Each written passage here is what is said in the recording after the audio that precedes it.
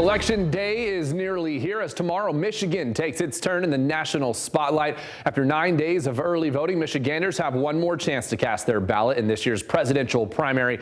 And while many expect the race to be a rematch of 2020 between President Biden and former President Trump, there's one person who wants to continue to give voters a choice, and with their voice. Former United Nations ambassador and former governor of South Carolina, Nikki Haley, is in Grand Rapids today making her case to Michiganders. Max Goldwasser joins us now after having the chance to speak to Haley this afternoon about why voters should cast their ballot for her instead of former President Trump. Max?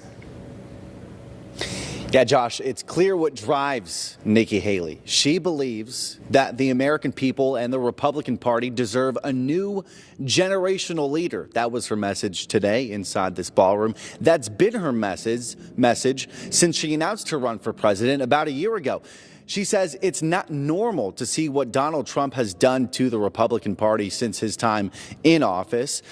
She even called the Republican Party Trump's personal playpen and referred to the RNC as his legal slush fund. So it's pretty clear where she stands on all of this. Not everyone agrees with Haley, though, and that's been the biggest challenge that her and her campaign have faced along the way. Trump sweeping every state primary on the calendar so far, including, most recently, Haley's home state of South Carolina. Despite all that, though, she has made it very clear, even though several people want her to drop out, she has no plans to leave this race anytime soon, which is exactly what the crowd in this half-filled ballroom at the Amway Grand wanted to hear today. But the road ahead does not get any easier. And I asked her about that during a one-on-one conversation we had before the rally. Trump has won every state on the primary calendar so far, including in South Carolina. I'm curious, if you can't even win your home state, what makes you think anything is going to change in other states down the road? It is an alarm bell to the Republican Party that he has lost 40% of the vote in all the early states.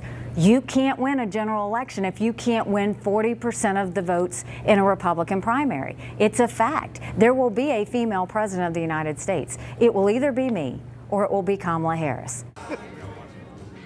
Yeah, well, that'll make your ears perk up. Two very interesting points she made there. I want to talk about the latter one first, the one about female presidents, because that was in reference to the age of the other options. A recent ABC News poll shows about 60% of Americans do feel that Biden and Trump are too old to serve another term. And when it comes to the general election, another poll from Marquette Law School found Trump only has a 2-point lead over Biden. Haley, meantime, with a commanding 16-point lead over Biden. So when it comes to the general election, statistically speaking, Haley's got a shot at getting the seat for president, but none of that will matter if she cannot first get past the primaries, Josh. And we know that West Michigan historically has been a bit more divided as far as the Republican primary is concerned. Do we know if that's on Nikki Haley's radar or on the radar of people who were there in attendance today and whether they've made up their minds with who they're voting for, Max?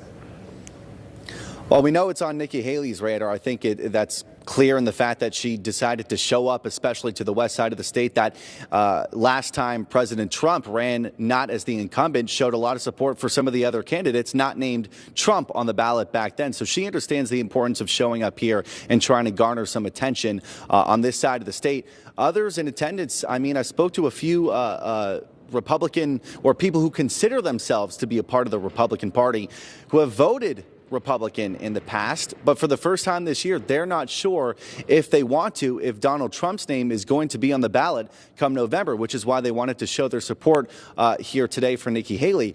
There was one conversation that really stood out to me. It was with a family that traveled here from Wyoming. The mom and dad, they have 3 young kids, and they told me the biggest driving force behind their motivation for supporting Haley is because some of the other presidents that they have seen in their kids' lifetime, they do not consider to be a role model. And for so many people at this stage of the game, it's not really about policy anymore.